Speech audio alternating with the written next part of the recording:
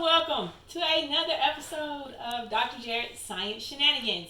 Today we are learning about static electricity. Have you ever walked on a carpet, then touched a doorknob, and instantly you feel a zap? Well, that's static electricity. Or have you ever taken off your hat and your hair stands up on your head? That's also an example of static electricity. According to Cool Kids Facts, static charge happens when two surfaces touch another and the electrons move from one object to another. One of the objects will have a positive charge and the other a negative charge. If you rub an object quickly, like a balloon, or your feet on the carpet, these will build up a rather large charge. Today, we will generate static electricity by rubbing or charging a balloon. And using the balloon, we will observe the effects of static electricity on different types of matter. Based upon these observations, you understand that material with opposite charges will be attracted to one another, while materials with a similar charge will repel.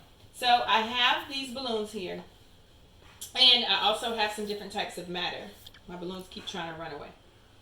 I have torn up pieces of paper, torn up pieces of aluminum foil, torn up pieces of a foam cup, and also salt.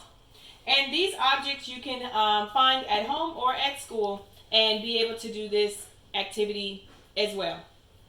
So what we want to find out is if the balloon, once we have rubbed it, which we have charged it, that's what it means when you rub it against another surface. So it could be with a cloth or it could be with on your clothing, and determine if we are going to attract these other objects.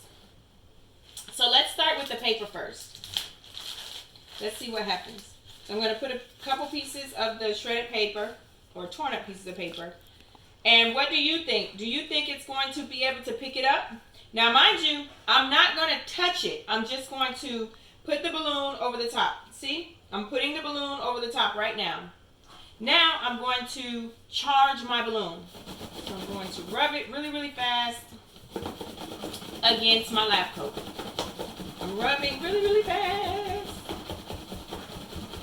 Now, let's see what happens.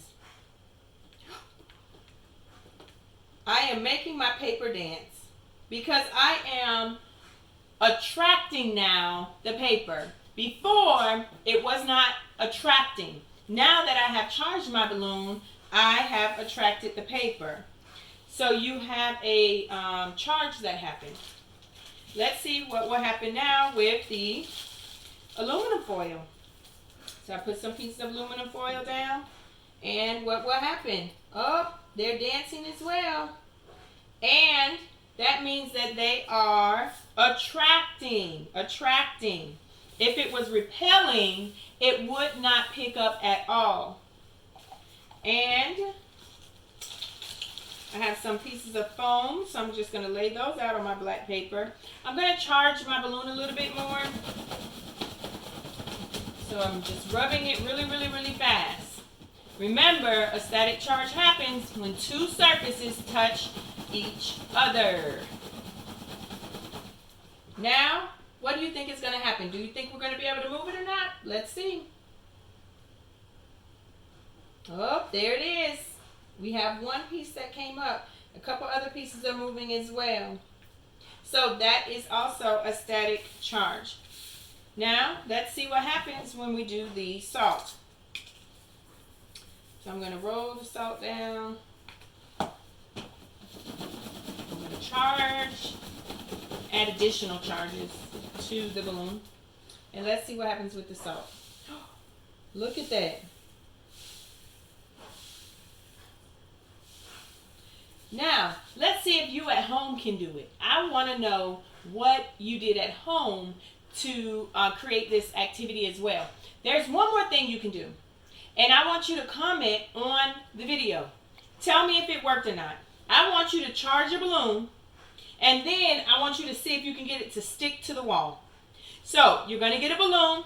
You're going to blow up your balloon.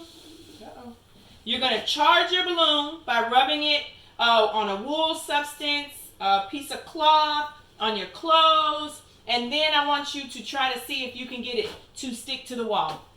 Let's see. That's your homework. you've enjoyed another episode of Dr. Jared's Science Shenanigans.